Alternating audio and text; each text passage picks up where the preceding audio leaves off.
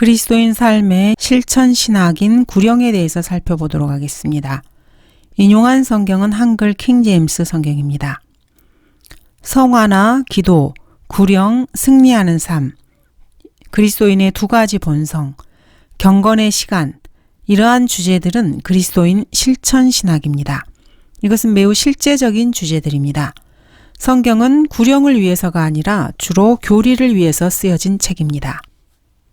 모든 성경은 하나님의 영감으로 주어진 것으로 교리와 책망과 바로잡음과 의로 훈육하기에 유익하니, 성경이 기록된 첫 번째 목적은 교리를 위해서입니다.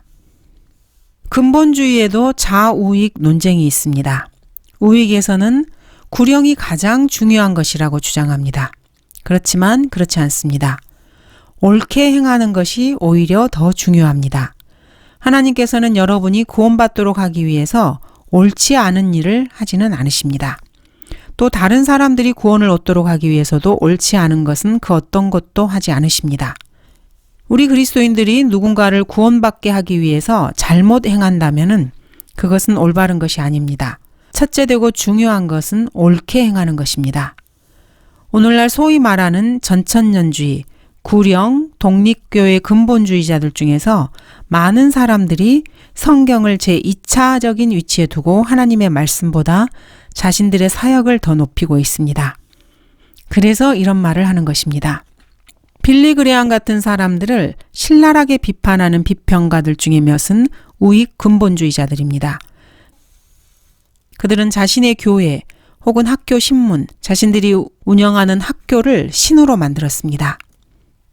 하나님의 말씀에 기록된 권위에 대해서 이야기할 때 이 사람들은 항상 말씀을 제2차적인 위치에 둡니다. 그들은 모든 성경은 하나님의 영감으로 주어진 것으로 교리와 책망과 바로잡음과 의로 훈육하기에 유익하다는 이 말씀을 잊어버립니다. 성경이 주어진 첫 번째 목적은 교리입니다. 이 좌우익 논제에서 다른 쪽 끝에 있는, 즉 기독교계의 좌익에 있는 속한 사람들은 우리가 할 일은 하나님의 말씀을 교리적으로만 연구하고 세상은 지옥으로 가도록 그냥 내버려 둔다는 그런 입장입니다. 이 역시 잘못된 것입니다. 밥 존스 1세는 냉철한 머리, 따뜻한 가슴이라고 말했습니다. 구령은 따뜻한 가슴으로 하는 것이고 교리를 바로잡는 데에는 냉철한 머리가 필요합니다. 둘 다 있어야 합니다. 극좌 입장의 근본주의자들은 교리적으로 극단에서 출발을 합니다. 스템, 베이커, 오헤어, 또 이를 추종하는 벌링거파들이 이에 해당합니다. 구령은 매우 실제적인 주제입니다. 그러나 성경에 따르면 구령은 교리 다음으로 제2차적인 것입니다. 디모데 전후서에서 새로운 성서들은 이 교리라는 단어를 변개시켰습니다. 현대를 살아가고 있는 그리스도인이라는 사람들이 하나님의 말씀의 권위를 희생시키고 하나님의 말씀을 짓밟고 돈을 벌려고 하고 자신의 사역을 더 활성화시키고자 합니다. 그리고 하나님의 말씀을 그 다음에 차선으로 두고 있습니다. 혼들을 이겨오는 자는 현명하다고 잠언 11장 30절을 말씀하십니다. 현명한 자들은 창공의 광명처럼 빛날 것이요 많은 사람을 의로 돌이키는 자들은 별들처럼 영원 무궁토록 빛나리라. 눈물로 씨를 뿌리는 자들은 기쁨으로 거두리로다. 귀한 씨를 가지고 나가서 오는 자는 정녕 기쁨으로 그의 단들을 가지고 돌아오리라. 씨는 하나님의 말씀에 비유될 수 있습니다. 단은 그리스도께 인도된 사람들에게 비유될 수 있습니다. 그런데 구령과 관련된 이 세 구절 모두가 다 구약에 있습니다. 그래서 우리 그리스도인들은 이 구절들을 영적으로 적용할 수 있습니다. 성경은 구령을 위해서 영감으로 주어진 것이 아니고 또한 사랑의 체험이나 복음을 나누는 것을 돕기 위해서 영감이 불어넣어진 것도 아닙니다. 성경은 여러분들이 하나님의 사랑을 나누기 위해 쓰여진 것도 아닙니다. 오늘날의 교회에서 국제사회주의자들이 스며들어서 이런 터무니없는 정치적 주장을 합니다. 성경에 영감을 불어넣으셔서 성경을 기록하신 성령님에 따르면은 성경은 주로 교리를 위해서 기록되었습니다.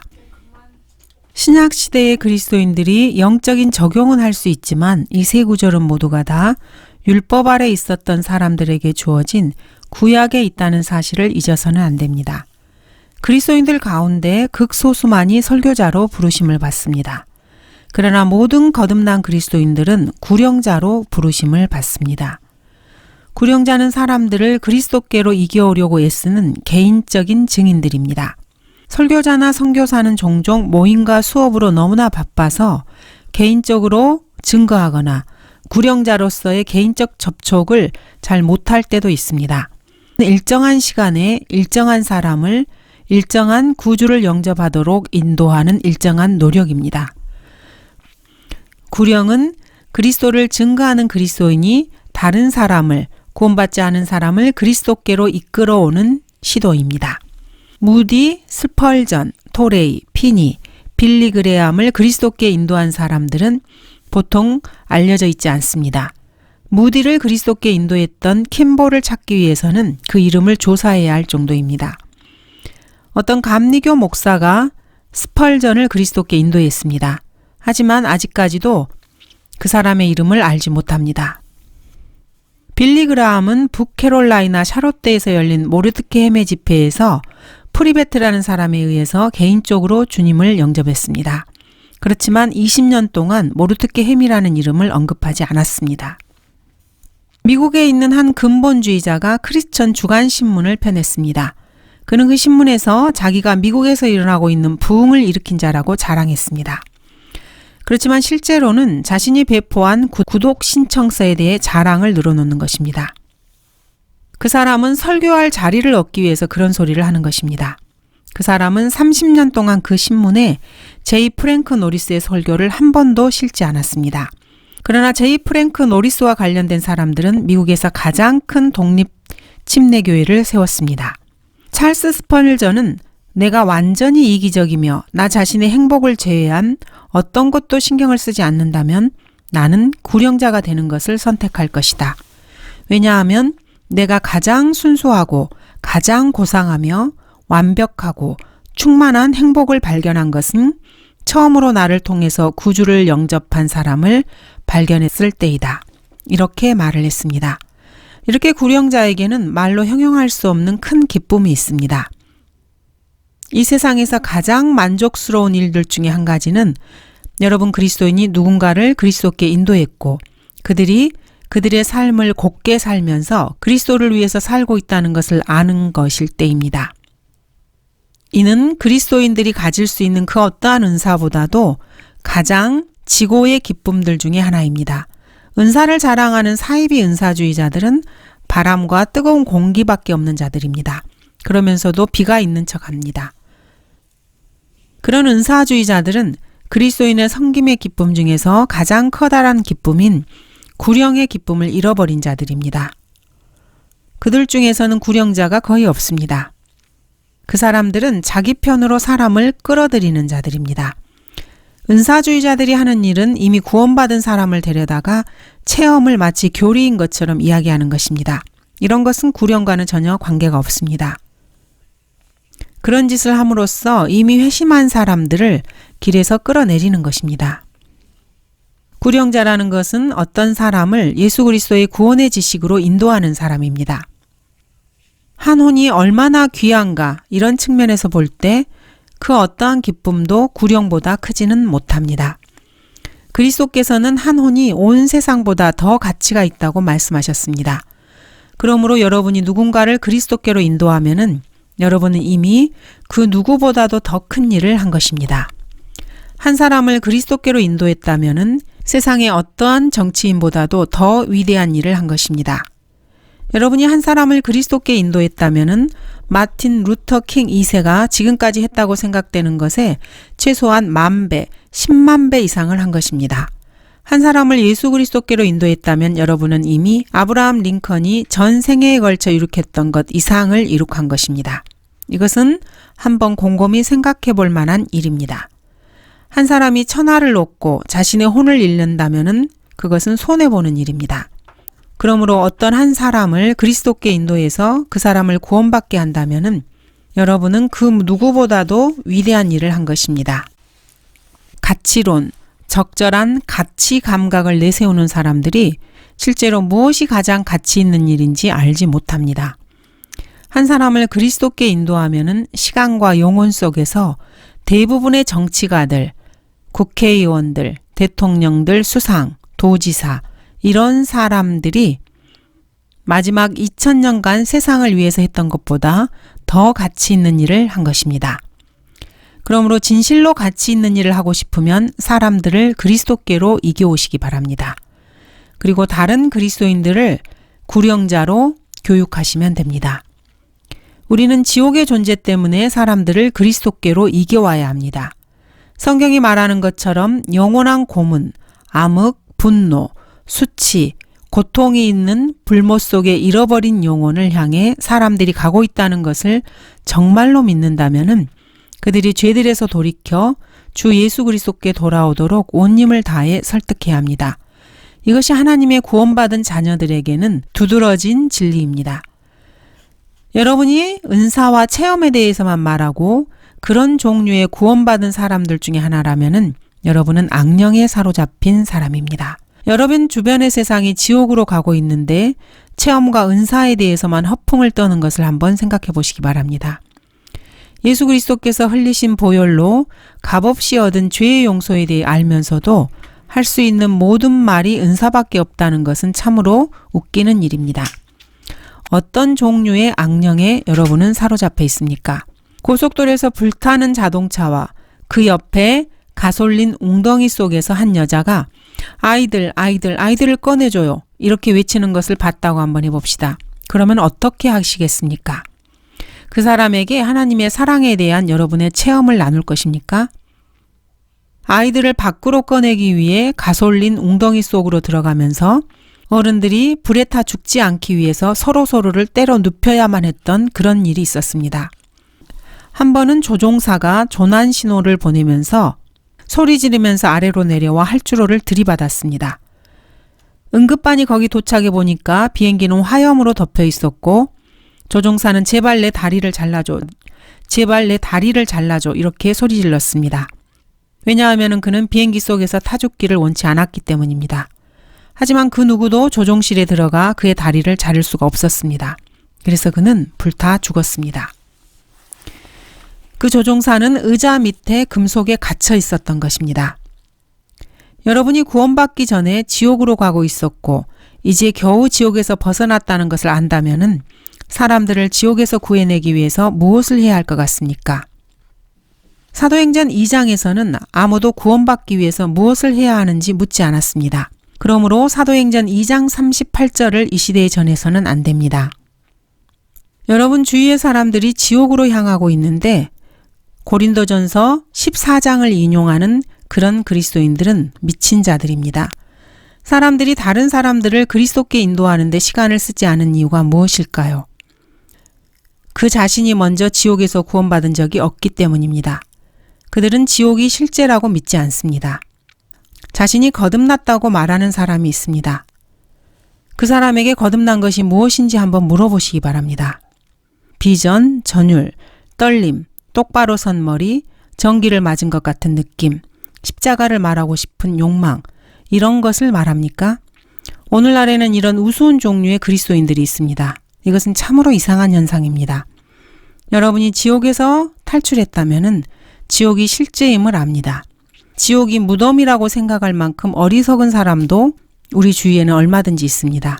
여호와의 증인과 안식교 교인들입니다. 여러분이 구원받았다면 여러분은 그들보다는 더 나은 분별력을 가지고 있을 것입니다. 지옥이 무덤이라고 생각한다면은 그런 사람은 자신이 무덤에서 구출된 것이라고 생각한 것입니까? 바울은 지금 무덤에 있습니다. 그렇지만 그는 지옥에서 구출되었습니다. 무디나 토레이도 지금 무덤에 있지만은 그들은 지옥에서 구출되었습니다. 그리스도께서 모든 죄인을 위해서 십자가에서 고통당하신 이 사실로 인해서 여러분은 사람들을 그리스도께로 인도하도록 스스로 마음을 다져야 합니다. 이 세상의 공허, 슬픔, 헛됨은 여러분을 구령자로 만들 수 있습니다. 여러분이 예수 그리스도를 발견한다면은 대학에서 발견할 수 없는 문제의 해결책을 발견한 것입니다. 예수 그리스도를 여러분의 구주로 발견하게 되면은 세상의 과학, 의학, 철학, 그 외 다른 그 무엇으로도 발견할 수 없었던 해결책을 여러분이 발견한 것입니다. 구령자는 하늘의 영광으로 고무되어서 다른 사람들이 구원받도록 애쓰는 사람입니다. 우리는 그리스도의 심판석에서 심판을 받을 것이라는 것을 늘 기억해야 합니다. 사람들을 그리스도께 인도하려고 애쓴 노고에 대해서 거기서 상을 받게 될 것입니다. 여러분, 그리스도인들이 개인적으로 사람들을 예수 그리스도께로 인도하려고 애쓰면은 충족시켜야 할 많은 자격 조건이 있습니다. 먼저 자신이 구원받은 사람이어야 합니다. 그리고 구원에 대한 확신이 있어야 합니다. 은사주의자들이 구령을 하지 못하는 이유는 그들 중에 많은 사람들이 용서받지 못할 죄를 짓는 것에 대해서 걱정하면서 오늘이나 내일 또 혹은 그 언젠가 자신의 구원을 잃어버리지는 않을까 불안해하기 때문입니다. 구령자가 되려면 먼저 자신의 구원의 확신이 있어야 합니다.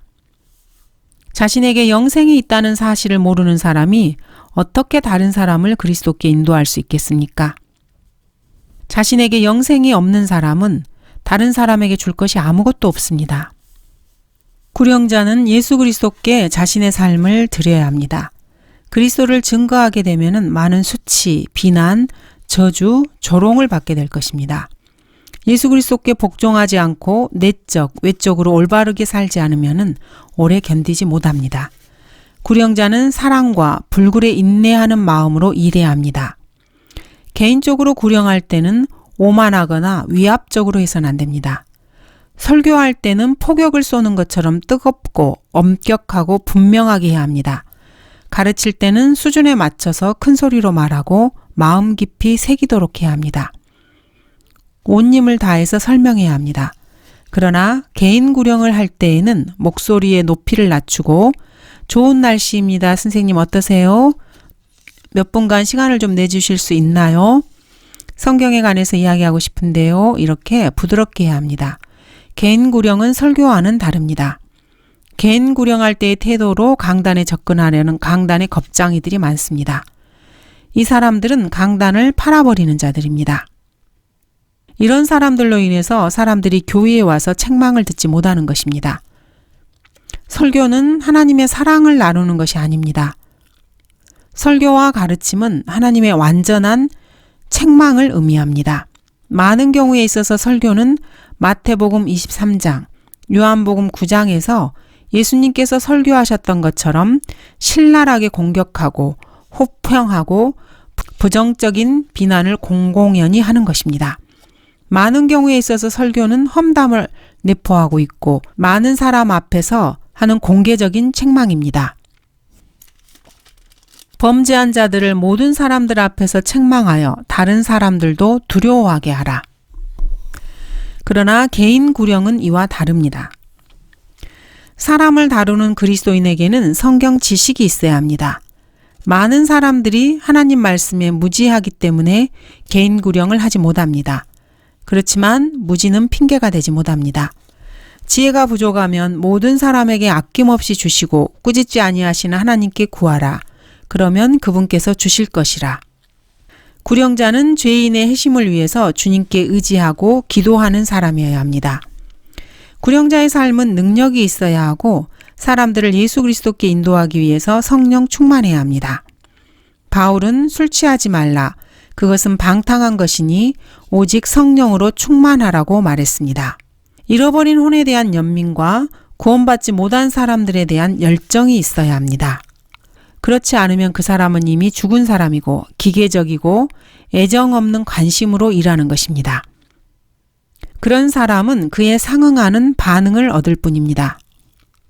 소위 구원을 전하는 공식이 있습니다. 매번 기계적이고 자동화된 형태로 나타납니다. 그렇게 하면은 육신적인 회심자만을 만들어낼 뿐입니다. 펜사콜라에는 위대한 개인 전도자가 한 사람이 있습니다. 그 사람은 아마도 수천 명을 그리스도께 인도했을 것입니다. 그는 가족 내의 문제로 인해서 충분한 수면을 취하지 못했습니다. 밤낮으로 그 문제가 그 사람에게 부담을 주었습니다. 그는 솔직하게 그 문제를 러크만 목사님에게 말했고 그 비밀을 털어놓았습니다. 때로 그는 너무나 피곤해서 그들과 함께 소파에 앉아있는 사람에게 구원의 계획을 이야기하면서 잠이 들곤 했습니다. 성경 구절들을 인용하면서 하품을 하다가 잠들곤 했습니다. 수면이 충분하지 않은 것만이 그의 문제는 아니었습니다. 문제는 잠꼬대하는 것처럼 사람들에게 구령을 하고 사람들을 그리스도께 인도하는 공식적이고 자동적인 기계화된 방법을 알고 있어서 많은 사람들이 그의 구령을 통해서 결심을 하고 예수님을 영접함으로 인해서 열매를 얻은 것으로 생각하게 되었습니다. 이 세대는 중생을 그리스도를 위한 마음의 결심이라고 생각하고 있습니다. 보통 그리스도인들이 성경을 연구해서 교리적으로 옳고 그른 것을 가려내지 않기 때문입니다. 설교자들은 그리스도인들이 이해하지 못하는 용어를 사용해서 이런 나약한 그리스도인들을 좌절하게 하고 먹어치워버리기도 합니다. 설교자들은 죄인을 화나게 하지 않고서 그들이 받아들일 수 있는 일을 잘 해낼 수 있습니다. 예를 들어서 사역의 일반적인 방법으로는 그리스도가 당신 삶에 들어오게 하라 이렇게 말을 합니다. 이런 말을 들은 사람들은 미적지근하고 물에 물 탄 것처럼 묽고 성경을 거부하는 그리스도인이 자기가 이미 구원받았고 그리스도가 이미 자기 몸 안에 있기 때문에 그런 말이 적당하다고 생각합니다. 그러나 그리스도는 지상에 있는 모든 악령의 삶 속에도 계시기 때문에 그런 말은 구원받지 못한 사람들에게 할 수 있는 가장 위험스러운 말입니다. 문제는 신앙적으로 타락한 그리스도인은 이런 사실을 잘 깨닫지 못한다는 점입니다. 그리스도께서는 악령과 그의 천사들을 지배하십니다. 하늘과 땅에 있는 모든 권세는 그리스도께 주어졌습니다. 그리스도께서는 그분이 허락하시는 뜻과 권위로 지상에 있는 모든 구원받지 못한 사람들의 활동을 통제하십니다. 그러므로 그리스도를 여러분의 삶 속에 들어오게 하라는 말은 그리스도의 동의를 얻어서 구원받지 못한 사람들을 속이는 것입니다. 그리스도를 위한 결단이라는 말을 자주 듣습니다. 그리스도인으로서 삶에 있어 계속해서 결단해야 하는 그리스도인들에게는 합당한 표현입니다. 그러나 그리스도를 위한 결단은 중생이 아닙니다. 중생은 하나님께서 영적인 새로운 출생을 허락하시기 전까지는 발생하지 않습니다. 어떤 죄인이 하나님의 아들을 자신의 구주로 받아들이면은 그 다음에 새로운 출생이 일어나는 것입니다. 구원받지 못한 사람들의 마음을 더 이상 상하게 하지 않으면서 진리를 설교하지 않으면서도 착하고 어린 소년, 소녀들처럼 지금까지 잘 해나가는 그런 설교자들이 있습니다. 오늘날의 배교로 치닫고 있는 기독교계에서는 변개된 성서들이 이 배교를 더욱더 부추기고 있습니다. 새로운 번역본들에서는 구원받지 못한 사람들의 마음을 상하게 하는 그런 단어들을 이리저리 잘 피해서 없애버립니다. 그래서 그리스도인들이 진리가 아닌 것을 진리로 오해하도록 만드는 애매한 말을 사용합니다. 이렇게 해서 미적지근한 통합된 기독교 신앙이 발전해 왔습니다. 이러한 에큐메니칼 기독교는 구원의 계획을 절대로 분명하게 제시하지 않습니다. 구원 계획은 로마서 6장 23절과 함께 시작됩니다. 이는 죄의 삭은 사망이요 하나님의 선물은 예수 그리스도 우리 주로 말미암은 영원한 생명이기 때문이라. 백보자 심판과 불목과 함께 시작됩니다. 왜냐하면 그것을 믿지 않는 모든 자가 최종적으로 가야 할 곳이 바로 그곳이기 때문입니다. 또 내가 큰 백보자와 그 위에 앉으신 분을 보니 그의 면전에서 땅과 하늘이 사라졌고 그들의 설 자리도 보이지 않더라. 누구든지 생명의 책에 기록되지 않은 자는 불못에 던져지더라. 하나님께서 구령하시는 방법은 시편 126편에 나와 있습니다. 눈물로 씨를 뿌리는 자들은 기쁨으로 거두리로다. 귀한 씨를 가지고 나가서 오는 자는 정녕 기쁨으로 그의 단들을 가지고 돌아오리로다. 여기에 그리스도인 신앙의 원칙이 있습니다. 문맥적으로는 이스라엘의 회복과 유대인이 끔찍한 대환란을 겪게 될 것이라는 것입니다. 그렇지만 결국에 좋은 수확을 얻게 되리라는 말씀입니다. 그렇지만 다른 성경 구절들을 침해하지 않는 한 이 구절을 영적으로 적용할 수 있습니다. 씨는 하나님의 말씀이기 때문에 시편 126편의 씨는 하나님의 말씀이고 수확은 그리스도께로 인도된 사람이라고 영적으로 적용할 수 있습니다. 거두는 사람은 삭슬 받고 영원한 생명에 이르는 열매를 모으느니라. 바울은 그리스도인의 구령이나 사역을 수학과 포도원, 농장 경영 등으로 비유합니다. 그러나 내가 이것을 말하노니 적게 심는 자는 적게 거두고 넉넉하게 심는 자는 넉넉하게 거둔다는 것이라. 나는 심었고 아폴로는 물을 주었으나 하나님께서는 자라게 하셨느니라. 그러므로 심는 자나 물 주는 자는 아무것도 아니지만 오직 자라게 하시는 분은 하나님 뿐이시니라. 이제 심는 자와 물 주는 자는 하나니라. 그러나 각 사람은 자기의 수고에 따라 자기의 상을 받을 것이니라.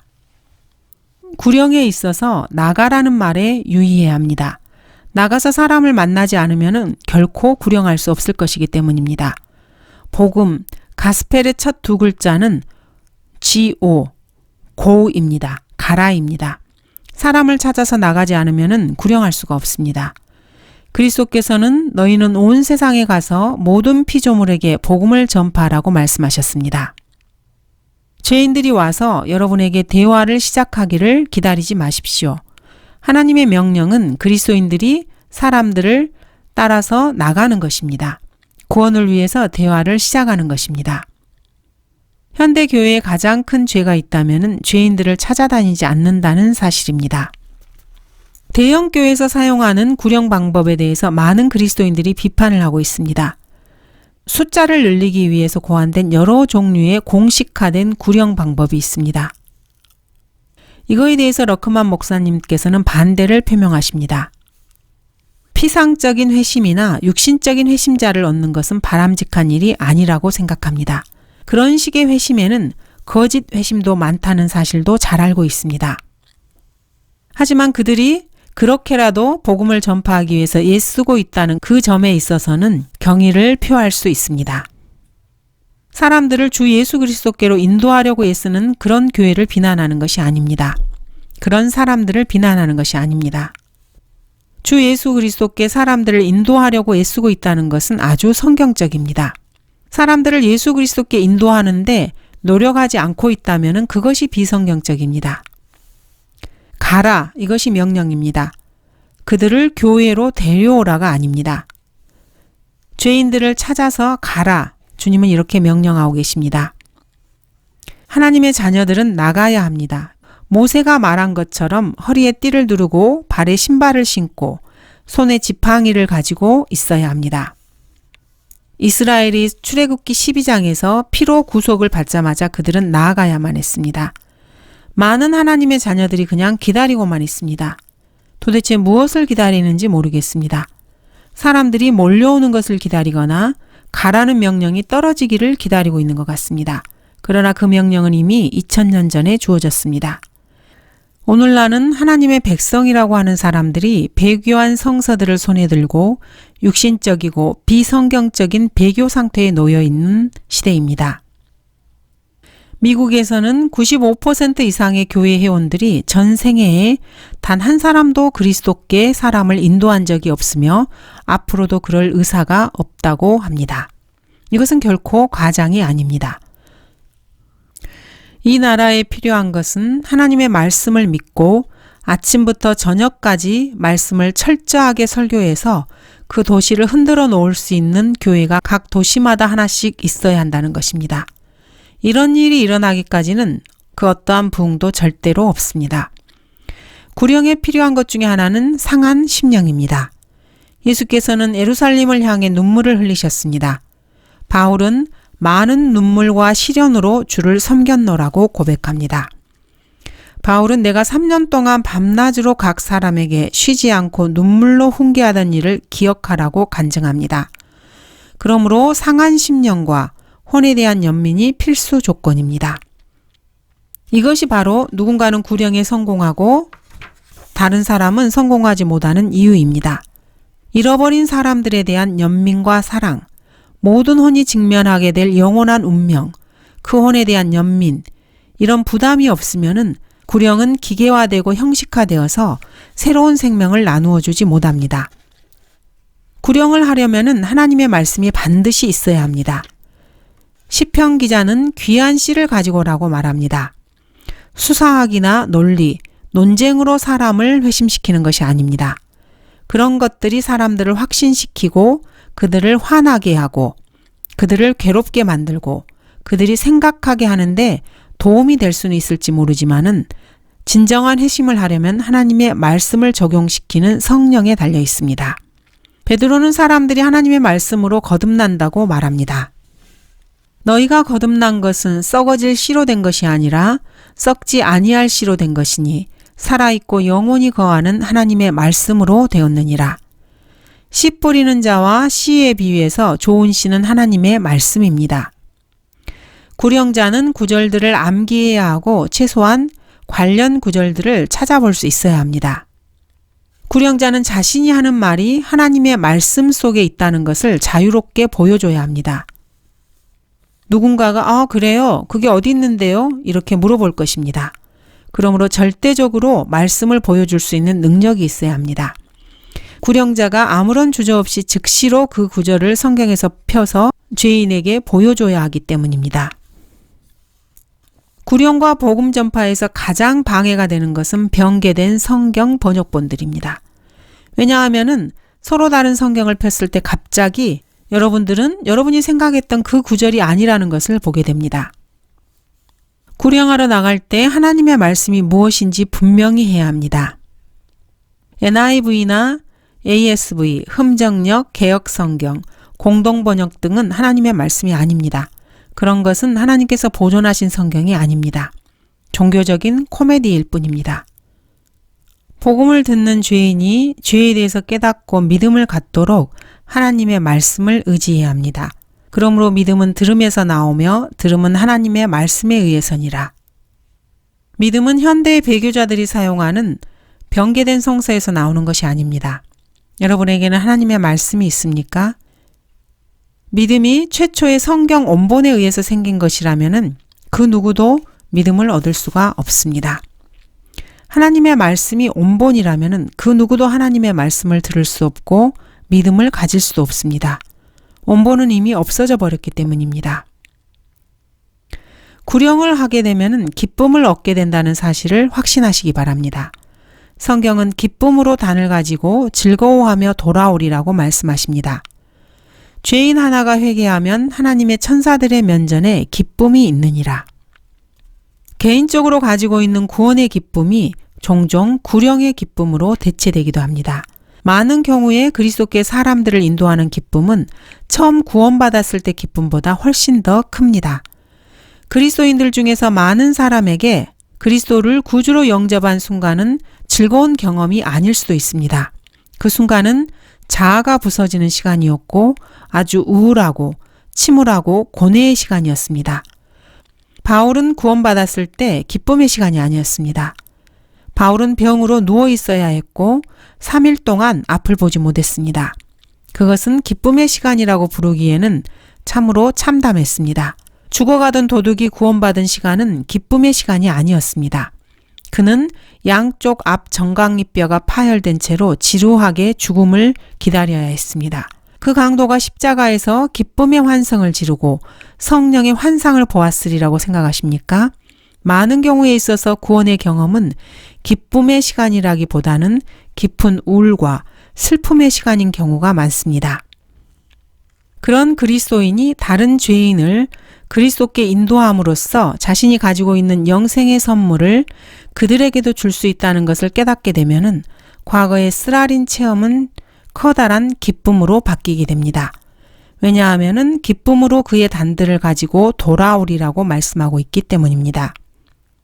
하나님께서는 지상의 그 어떤 것보다도 자신의 말씀을 축복할 것이라고 약속하셨습니다. 내 입에서 나가는 내 말도 그러하나니 그것은 내게 헛되이 돌아오지 아니하고 내가 기뻐하는 것을 이루며 내가 보낸 곳에서 번성할 것이니라. 하나님께서는 여러분의 유머를 축복하실 수 있습니다. 왜냐하면은 유머를 통해서 죄인이 진리의 눈을 뜨도록 사용되기도 하기 때문입니다. 어떤 무신론자가 있었습니다. 한 목사가 그의 등을 가볍게 두드리면서 친구, 진화와 자연은 대단한 존재인가 봐.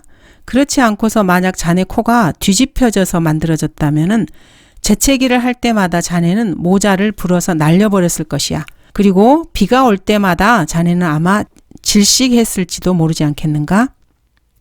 이 말을 듣고 그 사람이 회심했다고 합니다. 그 목사의 농담은 그 진화론자에게 진지하게 생각할 수 있는 기회를 주었습니다. 하나님께서 여러분이 하는 모든 말들을 축복하시기를 바랍니다. 하나님께서 여러분이 나누는 체험, 증거를 축복해 주시기를 바랍니다. 그러나 하나님께서는 그것들을 축복하시겠다고 약속하지는 않으셨습니다. 하나님께서 확실하게 축복과 번영을 약속한 것은 하나님의 말씀뿐입니다. 여러분이 가진 모든 것이 믿을 만한 번역본에 지나지 않는다면 거기에서는 그러한 약속을 주장할 수 없습니다. 하나님의 말씀을 가지고 있는 그리스도인들은 너는 말씀을 전파라고 하셨기 때문에 말씀을 전파합니다. 그러므로 믿음은 들음에서 나오며 들음은 하나님의 말씀에 의해서니라고 기록되어 있기 때문에 그리스도인들은 그 말씀을 믿습니다. 그리스도께서는 말씀은 진리라고 하셨기 때문에 우리 자신을 정결케 하고 거룩하게 하기 위해서 말씀을 읽고 묵상하는 것입니다. 하나님의 말씀을 한 권의 책으로 가지고 있는 그리스도인들은 그것을 사랑하고 믿고 읽습니다. 한 권의 책이라고 말할 때 그것은 하나님께서 그리스도인들이 가지고 있기를 원하시는 말씀을 직접 가지고 있다는 뜻입니다. 그것은 우리의 언어로 되어 있고 절대로 확실하며 권위가 있고 살아있고 강력하고 기독교 대학들이 펼치는 썩어빠진 선전에도 불구하고 단 하나의 입증된 실수도 없습니다. 말씀을 발설하시기 바랍니다. 그러면 그 말씀이 열매를 맺을 것입니다. 여러분이 말을 거는 모든 사람을 구원시킬 수는 없지만 그 중에 일부는 구원받게 될 것입니다. 여러분과 이야기하는 사람들 중에 단지 1%만 얻는다 해도 그것은 대단한 일입니다. 여러분이 하루에 3사람에게 증거하고 그들 중에 2명만 한 달 내에 구원받게 된다 해도 참으로 대단한 일입니다. 기회를 달라고 구하고 기도하십시오. 그리고 그 기회를 사용하시기 바랍니다. 너희 중에 누가 지혜가 부족하면 하나님께 구하라. 그러면 그분께서 주실 것이라. 천성적으로 소심하고 부끄러움을 타는 성격의 소유자일 수 있습니다. 그렇다면 기도하시기 바랍니다. 상황 윤리를 기대하지 마십시오. 상황을 창조하는 분께서 상황을 다루시는 적절하고 윤리적인 방법을 알고 계십니다. 여러분은 그렇게 똑똑한 사람들이 아닙니다. 그러므로 해야 할 일은 기도하는 것입니다. 주님, 지혜가 필요합니다. 주님, 제게 용기를 주십시오. 주님, 제게 담대함을 주십시오. 바울은 자신이 전해야 할 때 하나님의 말씀을 전하기 위해서 담대함을 위해 기도했습니다. 그리고 나를 위하여서는 내게 말씀을 주시어 내 입을 열어 담대하게 복음의 신비를 알리게 하도록 기도하라. 바울이 말씀을 증거하는데 담대함을 위해서 기도했다면 우리도 담대할 필요가 있습니다. 기도할 필요가 있는 것입니다. 구령의 첫 번째 할 일은 기도입니다. 기도는 마지막 수단이 아닙니다. 기도는 사람이 의지해야 할 첫 번째 것입니다. 두 번째 할 일은 가능하면 같은 나이, 같은 성과 접촉하는 것입니다. 10대라면 10대를 상대하시기 바랍니다. 젊은 사람은 젊은 사람을 찾아보십시오. 그러나 성령께서 다른 사람에게 말하라고 하신다면 주저하지 말고 즉시 나가시기 바랍니다. 10대가 그의 어머니와 아버지를 그리스도께 인도할 수 없다는 그런 성경 말씀은 없습니다. 60세 노인도 15세 소녀를 그리스도께 인도할 수 있습니다. 무디는 줄곧 이런 일을 해왔습니다. 그러나 일반적으로 구령할 때의 대상은 비슷한 나이와 같은 성별을 택하는 것이 좋습니다. 예의를 지키며 위압적이거나 지나치게 수다를 떨어서는 안 됩니다. 상대방도 말을 하게 해야 합니다. 누군가에게 이야기할 때 급하게 옷깃을 붙들고 당신은 죽으면 어디로 갑니까? 이렇게 말해서는 안 됩니다. 보통의 상식을 사용하시기 바랍니다. 상도를 지키고 시간이 있으시면 이것 좀 읽어보세요. 이렇게 말하면 됩니다. 그렇지 않으면은 여기 잠시 생각할 내용이 있어요. 이것 중에 하나를 당신에게 드리고 싶습니다. 이게 좀 당신에게 도움이 될 것 같네요. 이렇게 정중하시기 바랍니다. 미국 같은 경우에서는 가가호 방문하는 전도가 많이 이루어집니다. 그래서 문을 두드리고 저희는 교회에서 왔습니다. 잠깐 말씀 좀 나눌 수 있을까요? 이렇게 말하기도 합니다. 개인 구령을 하는데 잔인하고 퉁명스럽고 거칠게 말할 필요는 없습니다. 설교를 할 때는 누군가 뻔뻔스러움을 벗기기 위해서 주께서 그렇게 하는 것을 바라실 수 있습니다. 그러나 개인 구령을 할 때는 개인적으로 그 사람에게 다가가서 주 예수 그리스도께 그 사람을 인도해야 합니다. 가능하면 그 사람과 단 둘이서 이야기할 수 있는 환경을 만들어야 합니다. 주위에 사람들이 많이 있으면은 군중 속에서 논쟁을 통해서 죄인은 자신의 체면을 유지하고자 합니다. 자신이 믿지 않는 것을 변명할 수 있습니다. 그렇지만 혼자 있을 때는 마음과 마음이 통해서 더 쉽게 마음을 엽니다. 이것은 군대, 방앗간, 공장 등과 같은 장소에서는 아주 중요합니다. 군중에 둘러싸여 있는 사람에게 말씀을 전파하면은 그 사람은 개처럼 거짓말을 하고 체면을 유지하기 위해서 자신이 믿지도 않는 변명을 해대기도 합니다. 사람을 얻기에 가장 좋은 상태는 혼자 있을 때입니다. 항상 가능한 것은 아닙니다. 구령의 가장 좋은 기회 중에 하나가 병원에 입원 중인 환자를 방문할 때입니다. 요즘은 코로나 시국으로 인해서 이것도 좀 어렵습니다. 점점 더 복음을 전파하기가 어려운 시대가 되어가고 있습니다. 사람이 병상에 있게 되면은 혼자가 되어서 죄, 우울함, 하나님, 영원한 것들에 대해서 생각할 시간을 갖게 됩니다. 그런 사람에게 조용히 다가가서 예수 그리스도께로 인도할 수 있습니다. 병원은 개인적으로 구령하는 자에게 가장 좋은 장소 중에 하나입니다. 구령할 때는 신사숙녀가 되어야 합니다. 사람의 혼에 대해서 이야기할 때 그들을 비난해서는 안 됩니다. 강단에서는 하나님의 전체적인 공고를 가르치고 설교합니다. 개인적으로 구령할 때는 한 개인의 혼을 목표로 삼고 그 사람을 예수 그리스도께 인도하려고 애씁니다. 두 사이에는 차이가 있습니다. 가능하면 논쟁을 피하시기 바랍니다. 때로는 논쟁을 피하는 것이 불가능할 때도 있습니다. 하나님의 말씀을 어쩔 수 없이 변호해야 할 때도 있습니다. 그럴 때는 일어서서 하나님의 말씀을 변호하시면 됩니다. 너희 안에 있는 소망에 관한 이유를 묻는 사람에게 답변할 것을 온유와 두려움으로 항상 예비해야 합니다. 여러분 그리스도인들은 복음을 지키고 성도들에게 단번에 전해주신 믿음을 위하여 힘써 싸우라는 말씀을 위해서 부르심을 받았습니다. 논쟁으로 얻을 수 있는 것은 아무것도 없습니다. 시간만 낭비하는 것입니다. 논쟁에 과도하게 시간을 써서는 안 됩니다. 이단들이 회심한 지 얼마 되지 않은 거듭난 그리스도인을 잡아먹으려고 접근하면은 여러분이 구령한 그 사람이 이단 교리에 속지 않도록 논박하는 법을 배워야 합니다. 이단들과 논쟁에서 이기지 못한다 해도 여러분과 이단과의 논쟁을 듣는 그 사람을 얻을 수는 있습니다. 하나님의 말씀을 알고 사람들에게 이런 일들을 일깨워 줄 수 있는 능력을 갖고 있는 사람의 장점은 그 이야기를 듣는 구원받지 못한 사람이 절대적인 진리와 누군가의 신학적 의견차의 차이점을 깨달을 수 있게 된다는 점입니다. 죄인들을 그리스도께 인도하지 못하게 방해하는 사탄이 만든 4개의 교단이 있습니다. 그리스도의 교회, 은사주의자, 여호와의 증인들, 안식교입니다. 그리스도인들이 사람들을 그리스도께 인도하려 하면은 이 4개의 교단들과 즉각적으로 마주치게 됩니다. 그래서 어려움을 겪게 됩니다. 이들은 모두가 다 성경을 믿는다고 말은 하지만 그 구성원들은 죄인을 그리스도께 인도하지 못하게 방해하는 마귀의 수단들입니다.